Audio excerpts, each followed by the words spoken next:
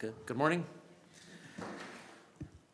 This time I'll call to order the November 19th, 2025 Subdivision and Development Appeal Board hearing to hear an appeal by the appellant of a decision by the Development Authority to refuse development permit application PL 202-50199 for retail sales and visitor accommodation height variance request at 829 8th Street, Main Street.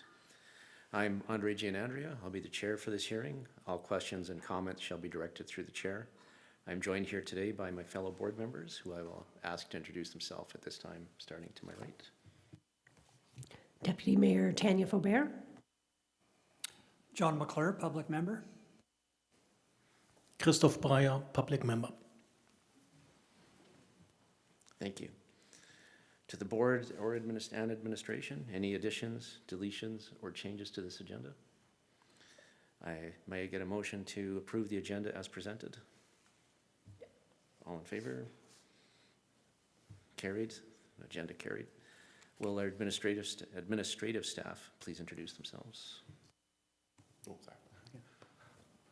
Ben Stiver, SDAB clerk. Harry Schneider, Manager, Planning and Development. Development planner. Thank you.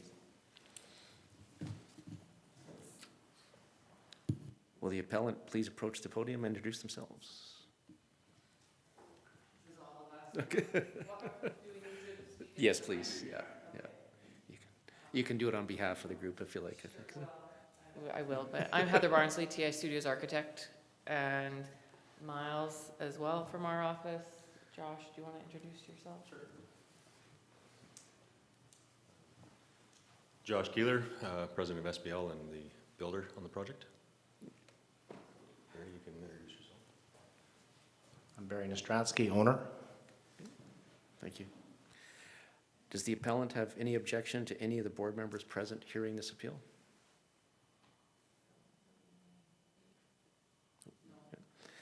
Does anyone in the audience affected by the appeal object to any of the board members present hearing this appeal?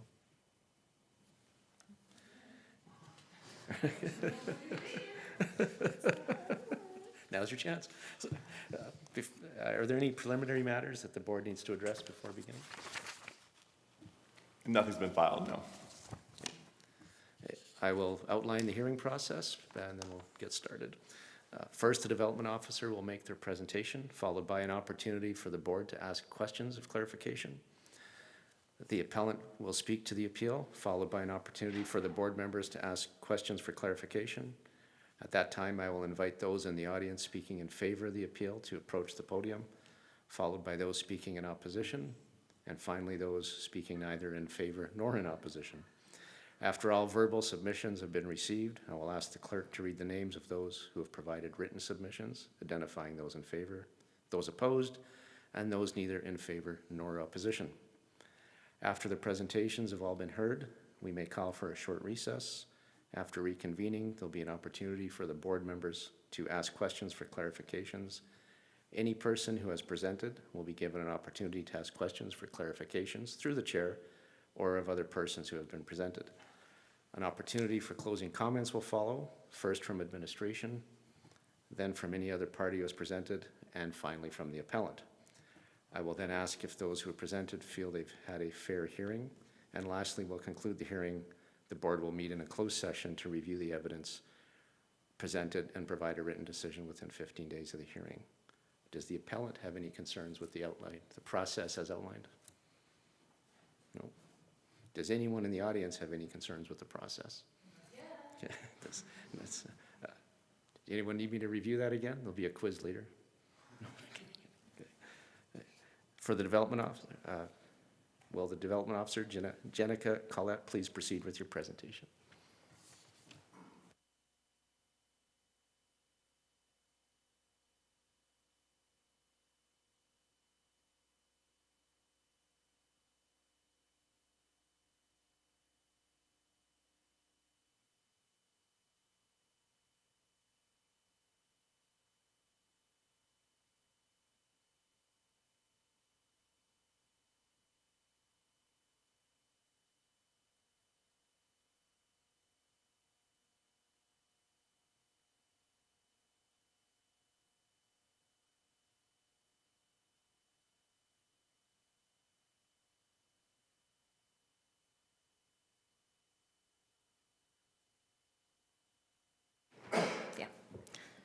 Good morning, everyone.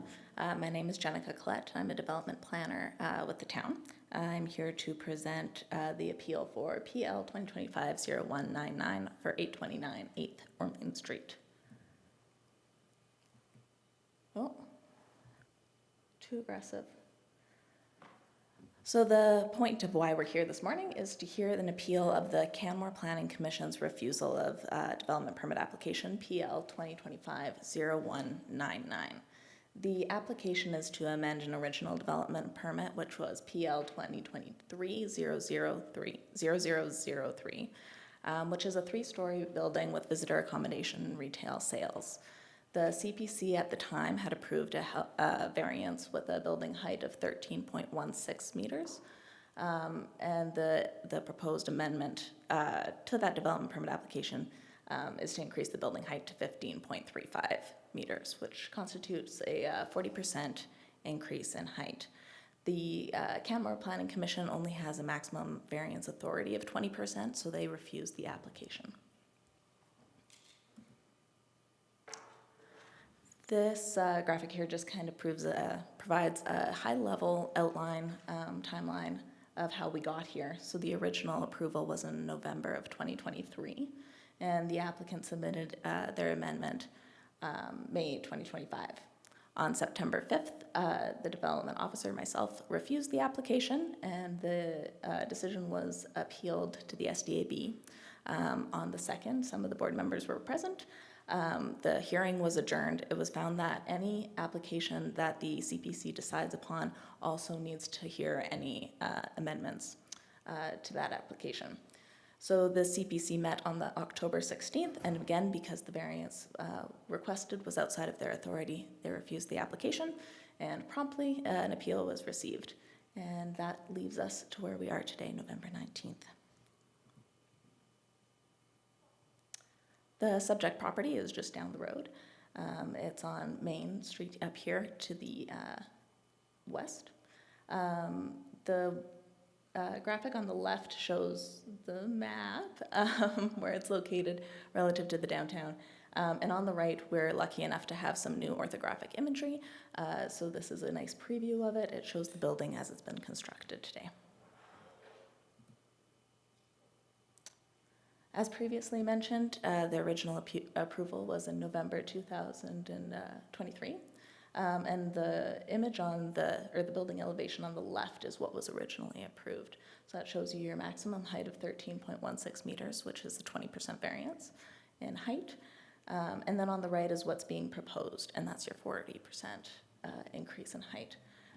What you see today on the building is not the same as what's being proposed. There are some changes to the construction. Noticeably on the right-hand side, there's a slant, and we'll see some photos later that show that it's just a box currently.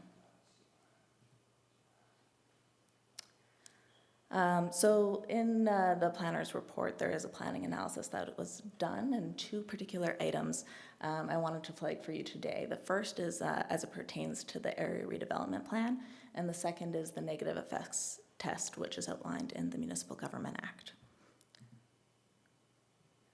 The Town Centre Area Redevelopment Plan was approved and passed by Council in July of this year. So it was not in effect at the original development permit application of the building, but it is for this amendment, or this amending development permit application. The Municipal Government Act does require the SDAB to comply with any statutory plan, so it is applicable to this particular application. Specifically, the subject site is located in the commercial core, which is one of the character areas of the area redevelopment plan. And there's 2 particular policies I want to bring your attention to. The first is number 7, which really has a hard line on maximum building height at 11 meters, which is reflected also in the land use bylaw in the town center district. And then policy number 17, which does allow for small encroachments into that maximum building height for the purpose of rooftop access. The examples that the ARP includes are railing, guardrails, and access structures. So the proposed structure does provide access to a rooftop patio, but it's not And while the ARP doesn't specifically outline and define what small means, when taken with railings and guardrails, the Development Authority found that it wasn't constituting as small at a 40% height increase. The next test is the Municipal Government Act.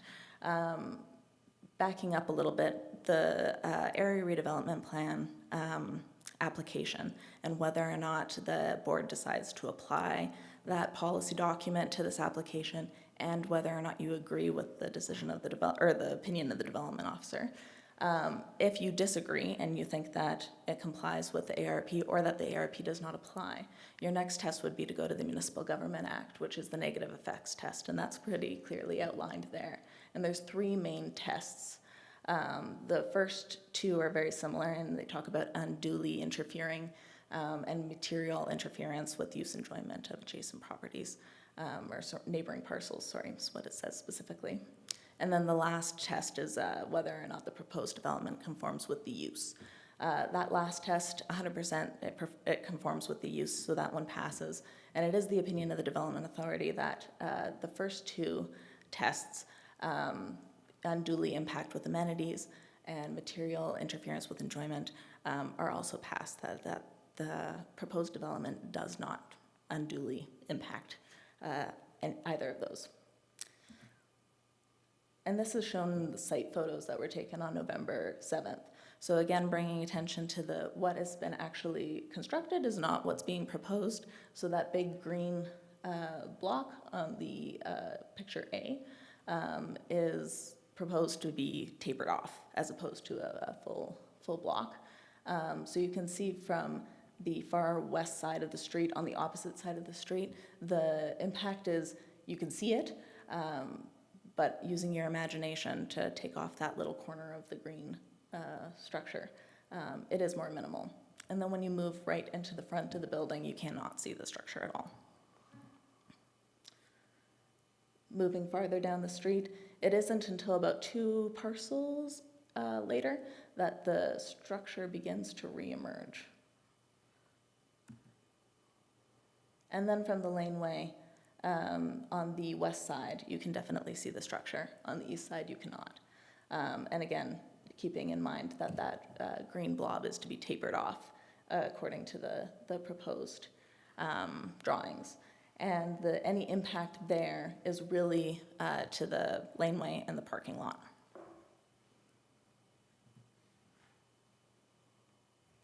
So there are some options available to the SDAB. You can approve with the conditions outlined in the planning report.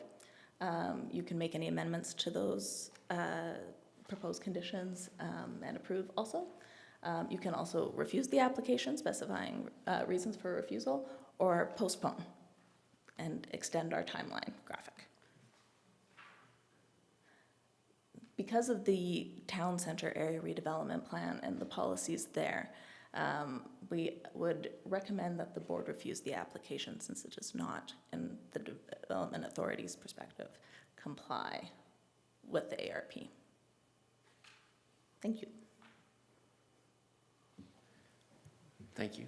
Any members of the board have questions for clarification for Ms. Collette? Just a quick question on the negative effects test. When you ran through can we go back to that? Just for clarification, so was the development officer satisfied that those passed the negative effects test, or Yes. Are you, Green check mark, good, passed okay, test, okay, yes. just for clarity, okay. And so this variance, the maximum variance has been granted, and the recommendation is to refuse what's before us today. Yes. Okay, thank you. I have no further questions anymore. Okay, thank you. Can we just go to the slide where you're dealing with the area redevelopment plan and this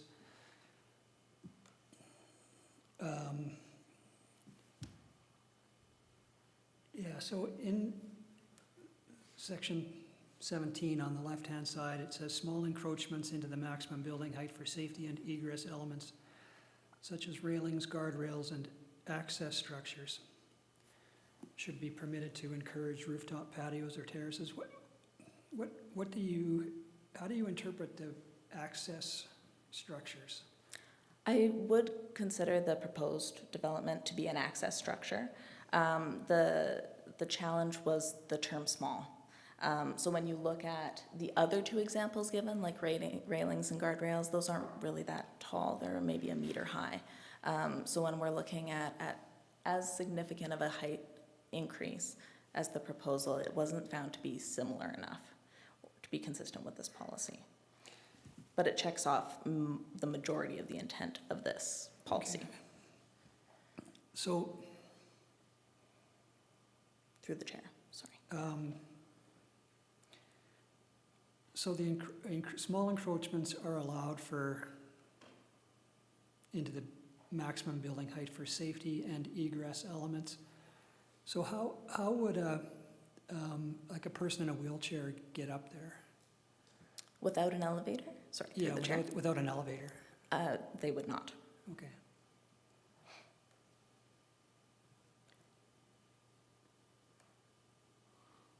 That's all I have. Thanks. Thank you. At this time, the appellant may make their presentation.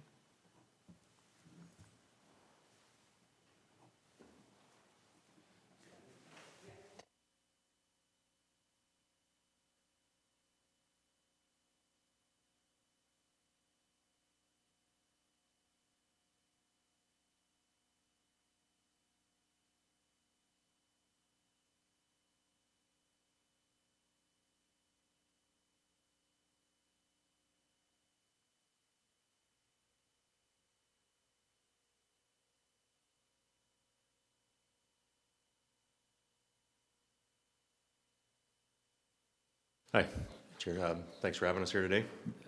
Apologize that we had to postpone a week. I know we were on the docket for a week ago, but we're here today. So again, we are here really to appeal to you guys to allow the access structure that we've been talking about. I guess for more context on that, and to also try to get the opportunity to speak to some of the letters that I've seen have been submitted since October, when we got postponed in October. I think a week ago, a couple letters came in. So I'd like to address those as well right now in this presentation, just so we can, I guess, get some more context around the project. So anyway, this is our building. The one on the left is what it's going to look like when we get the cladding finished. On the right is what it looks like as of yesterday. So you can see the cladding starting to go on, but the structure you're looking at in this photo is the 11-meter structure. So that's the building itself, and the building itself is within that allowable height. There's no variance on the building. It fits within the height parameters. I shouldn't say there's no variance on the building. There's no variance on the height. The actual building itself is 11 meters. So really what we're talking about here is the elevator that goes to the rooftop amenity space. In the previous presentation from the administration, you did see the two variances. One showed an elevator being at 13.16 meters, and obviously today we're quite a bit higher than that with the current design. So one of the questions is why? Why couldn't we get it built under the 20% variance that CPC is allowed to approve? And that's just unfortunately a circumstance of time. We started this project in 2021, and that's when we started working through the design, the development, and it was a 2-year journey to get to and the development approval. And so I think we finally got approved in 2023. Is that what your presentation said? So anyway, 2021 to 2023, that's the 2-year period in which we went through design and engineering, and ultimately getting to an approved DP. During that time, unbeknownst to our team or to our design team, there was a change made to the elevator code.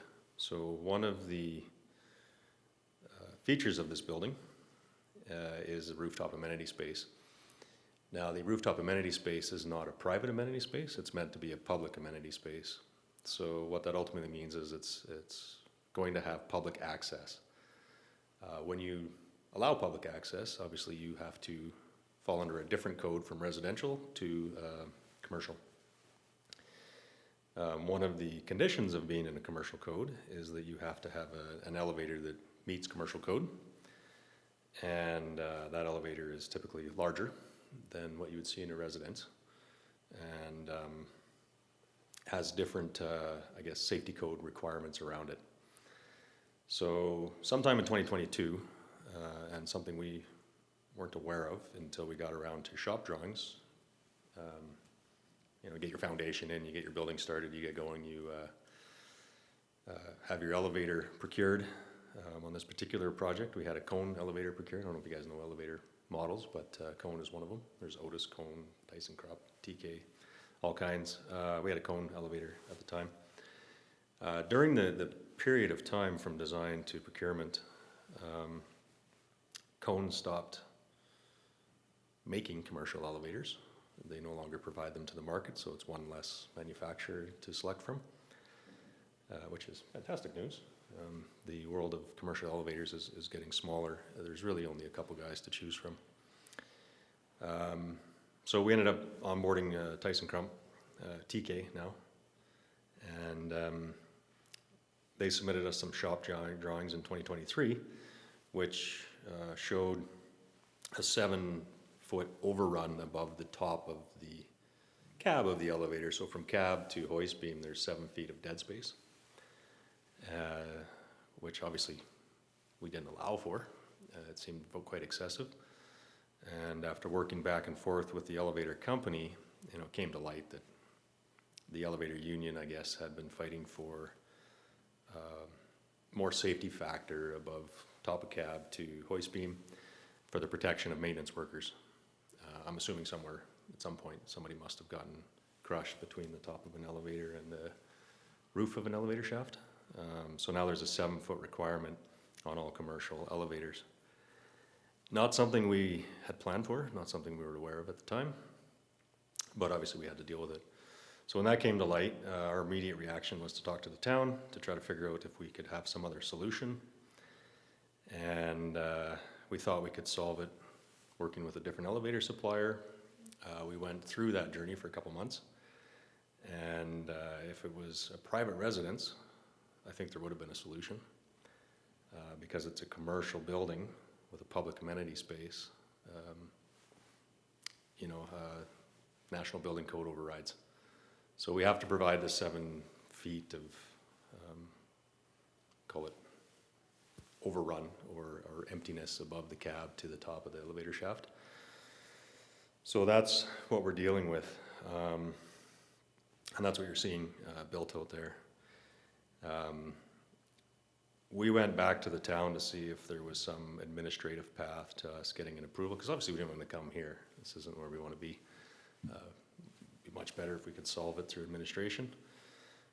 But there is no allowance or pathway in the ARP to allow CPC or the administration to approve anything above a 20%. This little excerpt, we also put it in our presentation, the small encroachments into the maximum building height for safety and egress. And it does include access structures, and that is what we're talking about. So we are 7 feet beyond what we want to be, just for this safety factor. We have worked with our design team. What we're talking about in total is that whole amenity access with the stairs, the lobby, and the elevators, 7.7% of the total roof area. So we're talking about a 7.7% protrusion. In reality, that number is more like 3%, because the actual shaft of the elevator is 12 by 10. So that shaft is, the building is 50 by 130. 10 feet by 12 feet of that projects up. The stairs and the lobby could fit within the 20% variance. So we could provide stairs and you know, a doorway onto a patio on the roof, but no elevator access.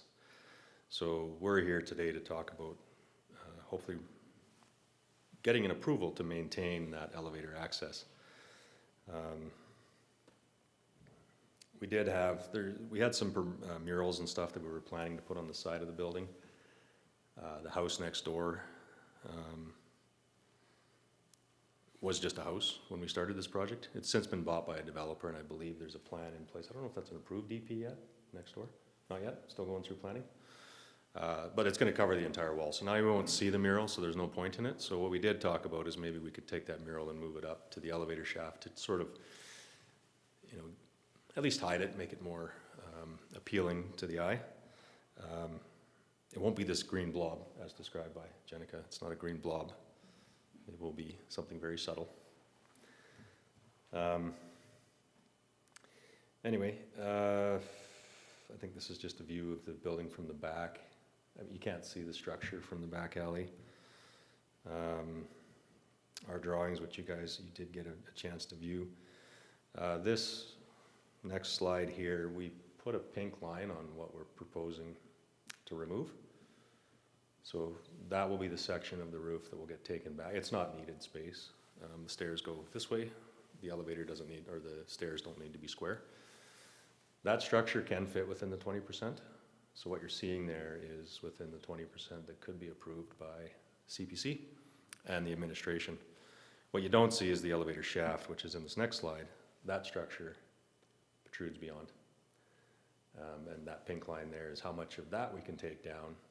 Instead of having a parapet cap on the top, we've worked with the elevator company to come up with, you have to have venting in these shafts too for a maintenance worker. You know, potentially they get in there and maybe they need some venting for breathability, safety factor. That doesn't need to be on the roof of the shaft. We can put it on the side. So by doing that, we were able to knock a little bit off of that structure and hopefully bring it a little bit lower as proposed in the drawings that we submitted. So this is the existing. That's the proposed. So we get a little reduction on it as much as we can. What we're ultimately asking for today, and what we're hopefully talking to you guys about, is the difference between what would be considered a private patio versus a public amenity space. With a commercial elevator, there's a couple things they're inflexible. And the inflexibility on this is that the elevator has to have the safety factor above it. That's written in the National Building Code. The second element is the size of the elevator. We can't make a smaller shaft because the elevator has to be of a certain size that should a member of the public be on the rooftop patio and, I don't know, have a heart attack or some medical emergency, we have to get a stretcher into the elevator that takes them to the roof to retrieve them. So, you know, when the ambulance shows up, they can actually retrieve this person. You can't just fling them on your shoulder and run them down the stairs. So what we're talking about today is not whether or not we can have a rooftop patio. The rooftop patio fits within the compliance. It's whether or not we can have the public access the public space. So if we can't have the elevator accessing the rooftop, it's essentially deeming that there's no longer public access to the space. Now, the developer, being this fine gentleman sitting over here, what he asked out of us as the builder was to create a rooftop amenity that would be accessible to the public. The main floor is, it's retail, but it's planned to be like a coffee shop. I don't know how much details you want me to throw out on it, but right, which ultimately means that, you know, patrons of the coffee shop would be granted access to the elevator to go to the rooftop to either get coffee service, I think they're doing service on the roof, and be able to enjoy the public space. The option we have to remove the elevator, if it gets refused and we take it off, is that the elevator stops at the 3rd floor and there will be no public access to this patio or this amenity space. It is an option. It's just not the desired option for the developer. During the course of our proposal and our development, it was important to provide, public amenity space. I think it was even encouraged by the town to create a rooftop patio and a terrace. We have the solar panels up there. We have all the elements that fit the sustainability screening report. And we feel it's really important that we can maintain that public access component to the amenity space for all people. As you stated, if the elevator's not there, no one with a mobility issue or a wheelchair or the elderly, anyone who can't manage stairs, they no longer have access to this space. So yeah, that's really what we're asking for today, is to be able to maintain that public access by having this elevator, approved. Now, there was a couple letters that came in, a concern on how did we get to this stage where it's in effect built and we don't have an approval. And that's a consequence of obviously some information that came to light during the course of the build. The biggest one being the change in elevator code, which when we submitted our first DP, we were confident that we could get that elevator in under the prior code. When they make changes to the National Building Code, it doesn't make it to CBC. So it was the elevator guys, the elevator supplier, that pointed it out to us, which then put our design team, our engineers, on the path of researching that and confirming that that is true. All new code. I think it's adopted. When is the next code adopted? The elevator code was an amendment, but they haven't done an official publication. It doesn't matter. It's now in the National Building Code that you have to have the 7 feet overrun. We've went through multiple suppliers from elevator options. We can get some stuff out of Europe that would fit within the height, but they are not Canadian compliant. They don't meet CSA. So anything that is deemed commercial is also required to have this overrun. And it is just 7 feet of empty dead space in a shaft. But it is there for a safety factor for maintenance workers. So there isn't really an option to provide an elevator that doesn't breach the ceiling height. The building itself being at 11 meters, for the developer, the sellable square footage in the building is in the second and third floor and the main floor. There is no sellable square footage on that structure up above, and there is no financial gain to the developer to have this amenity space. This amenity space was included to help comply with the ARP and the town mandate to create public amenity spaces. And it's a fantastic patio. If you guys get the opportunity to go up there and stand on the rooftop, it's beautiful. It looks down across Main Street. It's a great amenity.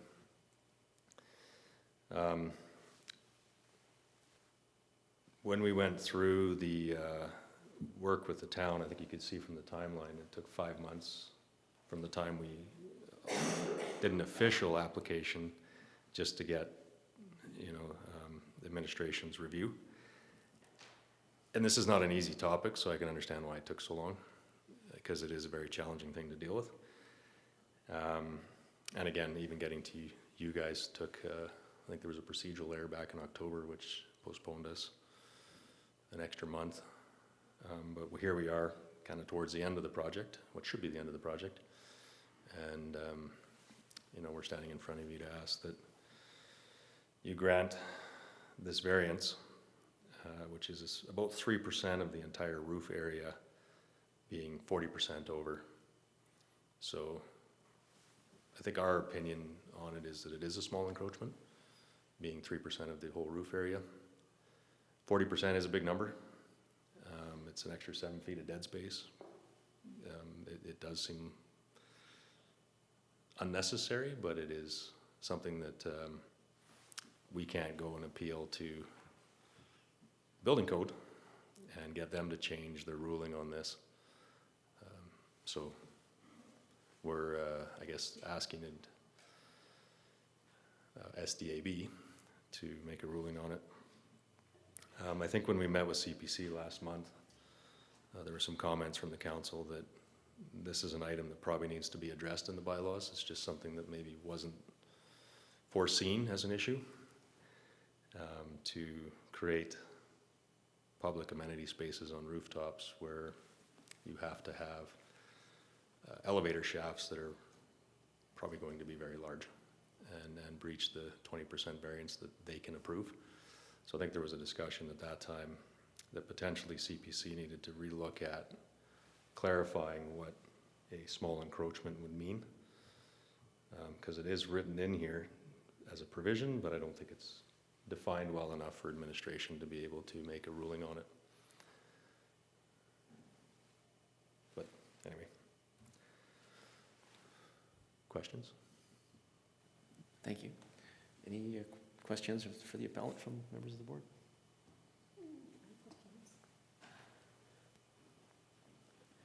Thank you for your presentation, and through the chair, I have a question around public access of the rooftop amenity.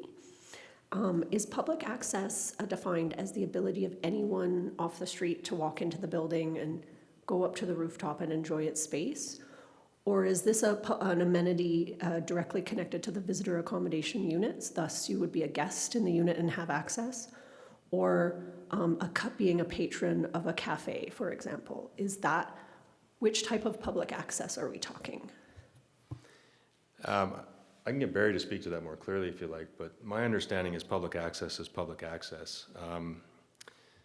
You're allowed to go sit in any patio of any restaurant along Main Street, whether you buy a drink from them or not. This is going to have hours of public access, open during the day when the lobby of the building is open, and as any person off the street, you can walk in, use the elevator, go to the rooftop, and you would have access. When I read the package, I got an impression that it was specifically for the visitor accommodation unit, so that's why I was asking it. It wasn't clear to me. Yeah, no, it is. To be compliant, if it was just for the residents of the units, we would fall under residential. And, with restricted access, there is potentially some sort of solution we could come to. I still don't think we get it within the 20%, but we could be, I think the 7 feet drops to like 3.5 feet in the elevator, so we could be 3.5 feet shorter, but we would not be considered compliant with commercial, and it would not fall under public amenity space. Through the chair, I have one more question. Are there any other barrier-free amenities included in the overall design of the building? The entire building is barrier-free. It's push-button access to the main lobby. The elevator is barrier-free access. And when you get to the rooftop, we have the accessibility buttons as well on the doors upstairs on the rooftop, and it's at grade onto the patio. So the whole building is accessible and under the current design. Obviously not the case if we lose the elevator. Thank you. You mentioned in your presentation that the hoistway needs to be at that height for operational reasons, like the fail-safes and the processes you described with the elevator company. For functionality, I believe, like it has to be at that in order to operate. Do you have any data or information from your elevator contractor that has been shared with either development or that you're able to share with this board? I don't think I have anything on this slide, but yeah, the shop drawings are part of the drawing package and part of our development. Like we have an approved building permit which shows all this. This was a conversation that came up last time, is that when we went through the building permit process and got an approved building permit, that was a third-party reviewer, I believe it was Superior that does those reviews. So all those drawings and all that data was provided in the building permit process. And that overrun is clearly defined in the drawing, the development, or sorry, not the development permit, but in the building permit drawing package. We didn't put it on the slide, and I apologize for that, we probably should have. But the 7 feet of overrun is coming from the National Building Code, and it's provided in the shop drawings. They actually, when they sent us their shop drawings, it shows a silhouette of a person standing on the top of the cab. And then it shows 7 feet of clearance above. It's actually in millimeters, so I don't know what it is in millimeters, but I'm not certain if the shop drawings were submitted as part of the package for building permit. they were sent to Were Superior. they sent? Yeah. Okay. Yeah. We were just double checking on that. Okay. Yeah, so administration has been provided that. Oh, I don't, did you guys, I don't know that you received that now that we had a clarity on this in the last CPC meeting. Did you guys receive a copy of those? Because Superior did the review, right? I don't think we can comment on what was in the building permit application. Basically, what we do when we receive it is we forward it immediately onto the safety codes officer. But, so I can't speak to what was in the actual permit drawings. Okay, thank you. Any further questions from the board? Okay. Thank you for your presentation. Thank you. Sorry, Heather, did you want to speak at all? No, you covered everything that all my check marks. Okay, thank you.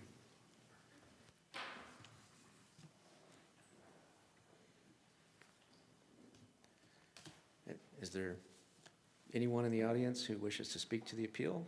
At this time, we'd ask you to approach the podium and give your full name, please.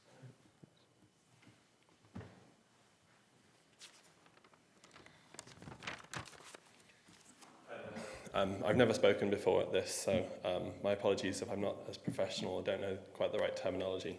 My name's Tom Onless. I'm just I'm just a citizen of Canmore. I just have some questions based on what we just heard, just to clarify. Is public access guaranteed by the developer?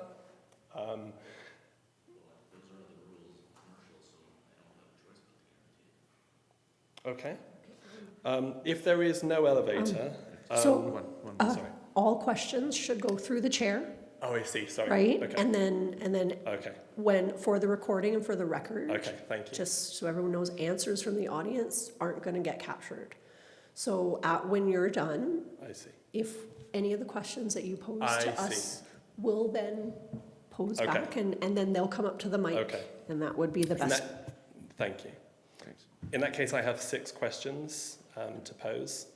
So number 1, is public access guaranteed by the developer? Number 2, if there is no elevator, why would the public not still be able to access that space via stairs?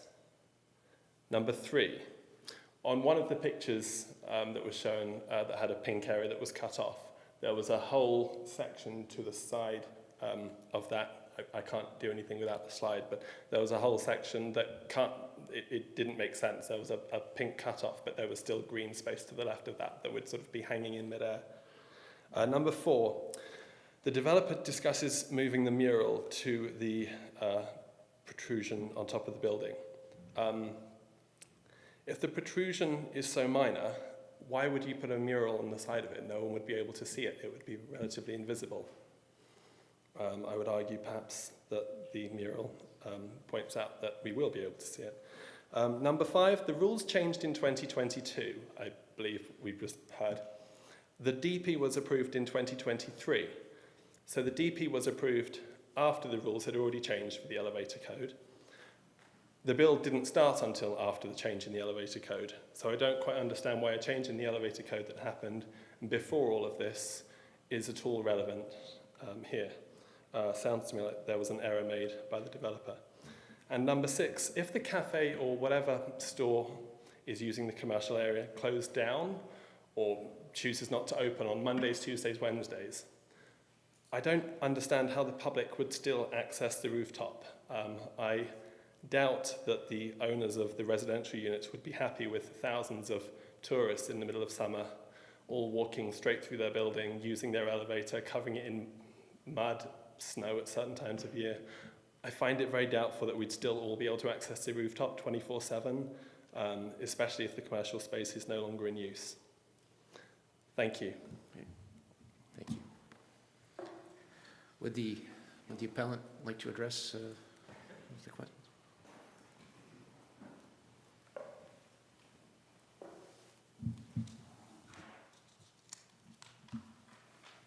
in.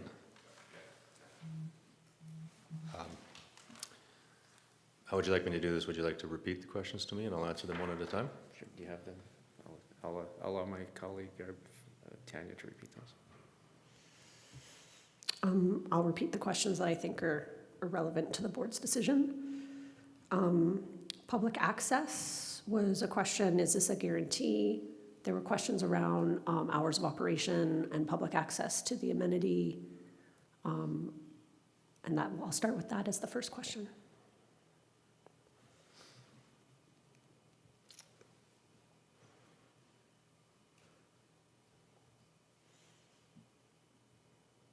Sorry, I was looking for our main floor plan. Hours of operation, you know, this building does have a lobby in it.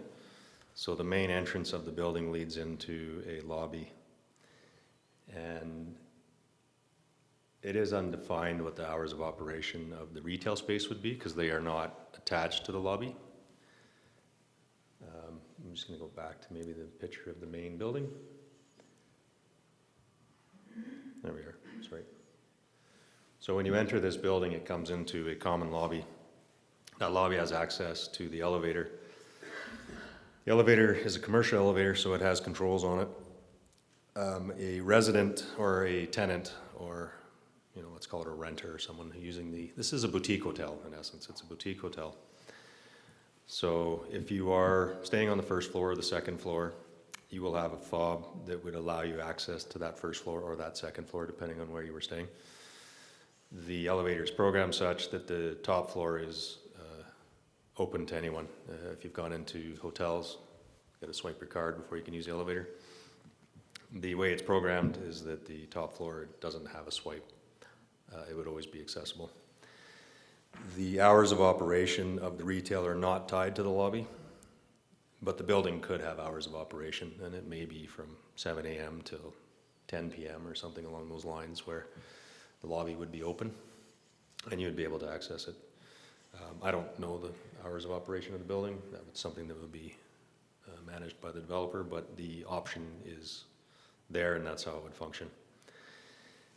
In order to provide the amenity space, both to the retail and to the users of the building, and anyone obviously coming off the street that thinks they would like to go up there. That's an independent system. So the lobby is independent of the retail space, it's independent of the second floor and third floor.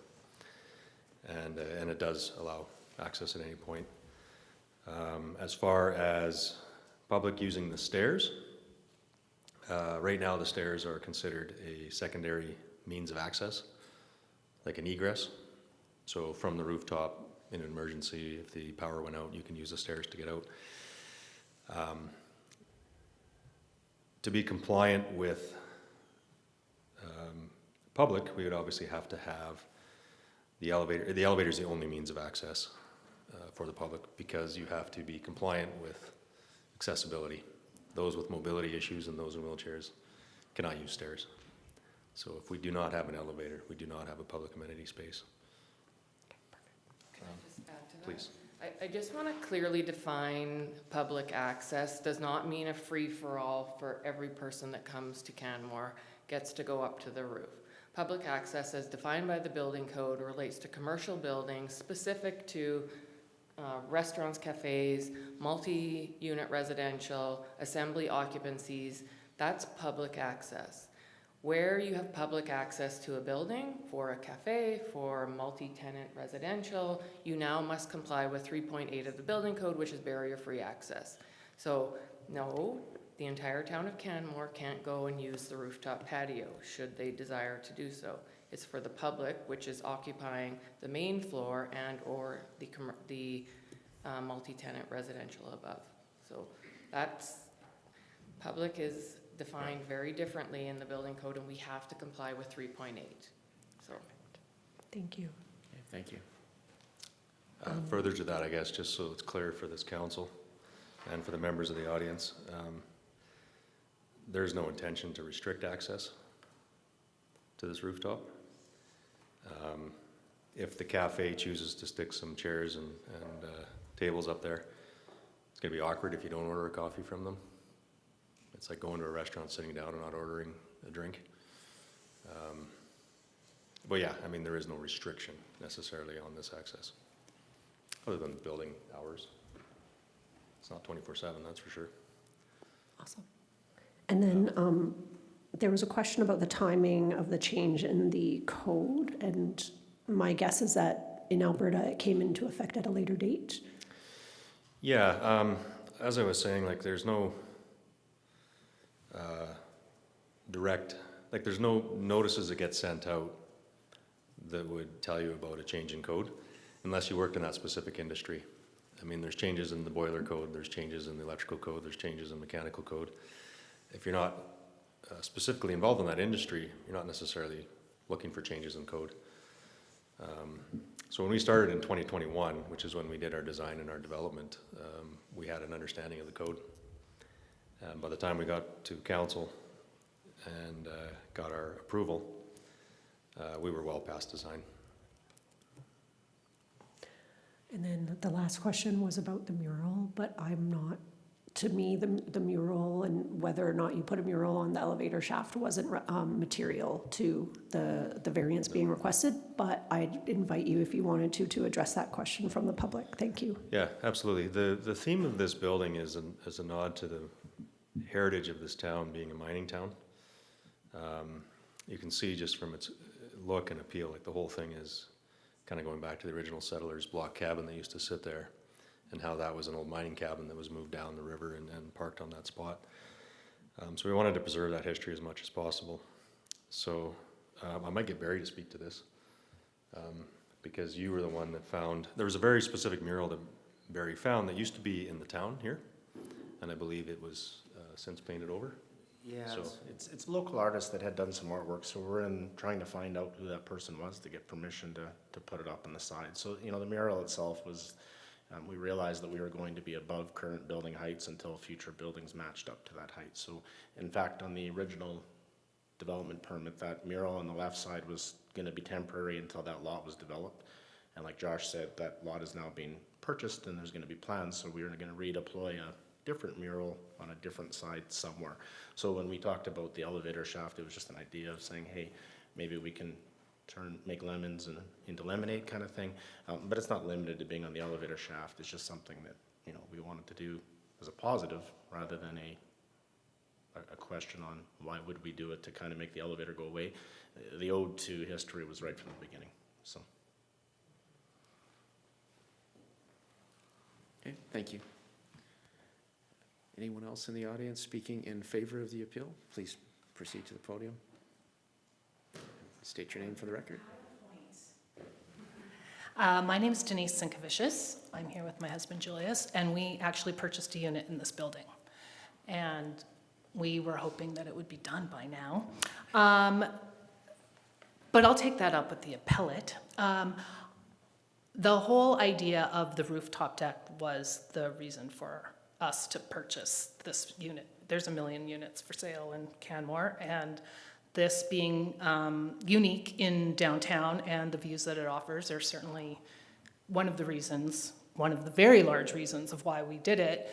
And the idea that it wouldn't be accessible is mind-boggling to me. I have an 85-year-old mother that cannot do those stairs. I have a learning disabled brother that cannot do stairs, so I need to have an elevator. The idea that it would only go to the 3rd floor is fine, but then we won't be able to take advantage of that. And if you have a whole bylaw or whatever that was to encourage public rooftops, the definition of public sounds very suspect to me, but even the people that will be coming to stay in these units are going to want to have access to that. The whole idea of having a visitor accommodation available to people to come to love and enjoy Canmore means all of those views and all of those great things. And that just doesn't exist downtown. So this is super cool, and it will also be cool for the cafe or whatever, but the idea that it wouldn't be accessible to me strikes me as very discriminatory. And the fact that it's literally 3% of the top of the building that is the issue strikes me as not material. I don't understand that. It's not an eyesore. You have to do gymnastics in these photos to find where you can even see it, because from the street, you really can't.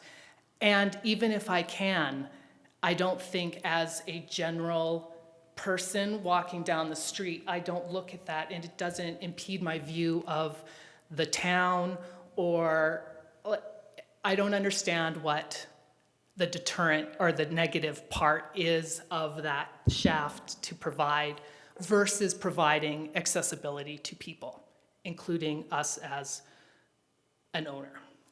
So I vote that we just let it go. Thank you. Anyone else in the audience wishing to speak in favor of the appeal? Anyone in the audience wishing to speak in opposition of the appeal? Anyone in the audience speaking neither in favor nor opposition of the appeal? Have we had any written submissions received in addition to those contained in the package for admin? No problem. Have we received any additional written submissions? Yes, we have. I will read them out to you now. Yes, so we have received 3 written submissions, all of which are opposed. So that is from Matthew Jenner, Fiona Ramsey, and Tom Wamless. In opposition. Thank you. Would the board like to move for recess at this time?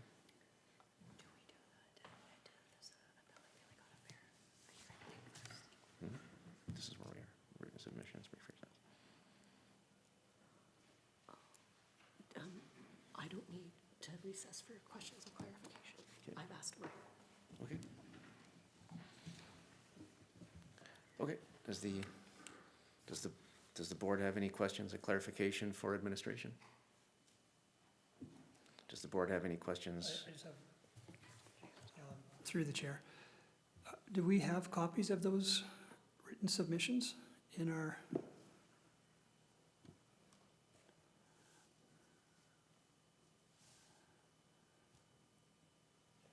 They're at the very end of the package, of the agenda package. There's a public submission portion. Okay. Yeah. Thank you. The board member have any questions for clarification for the appellant? Board member have any questions for any other person? Does any person presented have any questions for clarification or any other presenter? If yes, please direct your questions. Does the development officer have any closing comments? Mr. Chairman, I just want to review the submitted drawings that went to the board, specifically with respect to the mural. So perhaps if the board could give me 5 minutes to do that, then we will have closing comments after that. Okay, certainly. Thank you.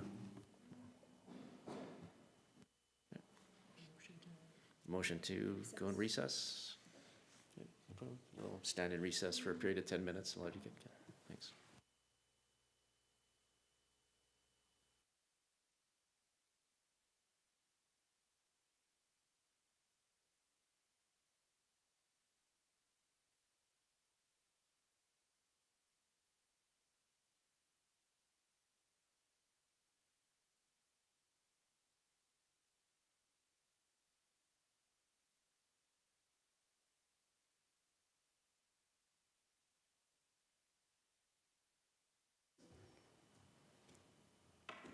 So you're no longer needing to do closing? Yeah, all right. In closing, the mural is still shown on that west elevation, and in order to approve that without this is something that the board can deal with through this application. If the board didn't deal with it, it would mean another application revision from the applicant. So in the interests of expediency, I guess is the best way to put it, that if should the board decide to approve the appeal or reverse the appeal since it was a refusal, that the board include a condition that would basically say relocation of the mural on the west elevation shall be done in consultation with with administration. And then we can deal with it internally, and we won't have to take it back to planning commission.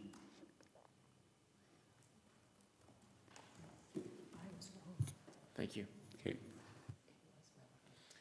Does the appellant have any closing comments? Do the persons who have made representations today feel you've had a fair hearing?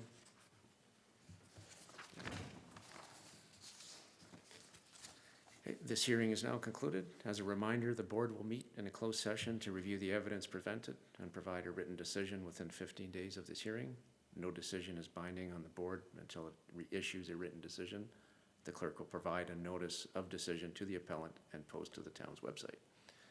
May I get a motion to